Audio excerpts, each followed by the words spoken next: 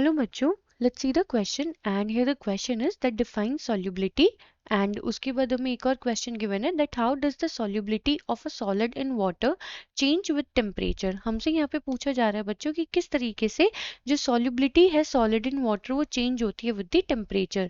तो चलिए बच्चों करते हैं इस question को and first of all let's see the key concept for this question। So यहाँ पे बात हो रही है बच्चों solubility की, वो भी for सॉलिड इन वाटर, मतलब हम क्या कर रहे हैं, हम सॉलिड को ऐड कर रहे हैं इन दी वाटर, यानी कि यहाँ पे जो हमारा सॉलिड है वो बिहेव करेगा as a solute and water behave करेगा एज अ सॉल्वेंट। तो इस केस में बच्चों हमें क्या मालूम है कि जो हमारी सॉल्युबिलिटी होती है, सॉल्युबिलिटी बच्चों वो डायरेक्टली प्रोपोर्शनल होती है टेम्परेचर के, यानी कि अगर हम टेम्परेचर को इंक्रीज करेंगे तो सॉल्युबिलिटी भी बढ़ेगी और अगर हम टेम्परेचर को डिक्रीज करेंगे तो सॉल्युबिलिटी भी डिक्रीज करेगी। अब वो कैसे, तो चलिए बच्चों यहाँ पे करते हैं। पहले सबसे पहले हम अपना फर्स्ट पार्ट सॉल्व करते हैं। तो हम पहले यहाँ पे लिखेंगे सॉल्युबिलिटी की डेफिनेशन। तो सॉल्युबिलिटी की डेफिनेशन होती है एक्चुअली में बच्चों that is the maximum amount of solute can be added in 100 gram of solvent to make the solution saturated। मतलब और किस लिए बच्चों, उस solution को saturate करने के लिए, to make the solution saturated at a specific temperature that is called as solubility।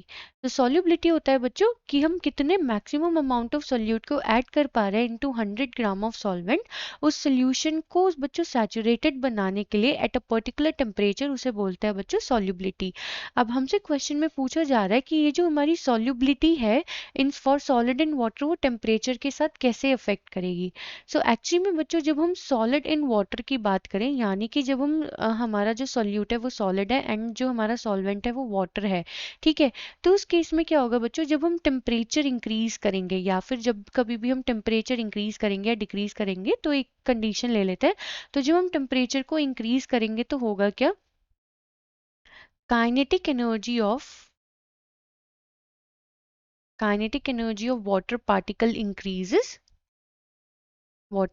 Increases, है ना, क्योंकि बच्चों जो वाटर के पार्टिकल होंगे वो हीट करने पे क्या करेंगे, वो वेपर फॉर्म में कन्वर्ट करने की कोशिश करेंगे। काइनेटिक एनर्जी इंक्रीज करने पे क्या होगा, मूवमेंट ऑफ पार्टिकल इंक्रीजेस, यही हमें मालूम है। मूवमेंट जो होगा पार्टिकल्स का वो क्या कर जाएगा, इंक्रीज कर जाएगा।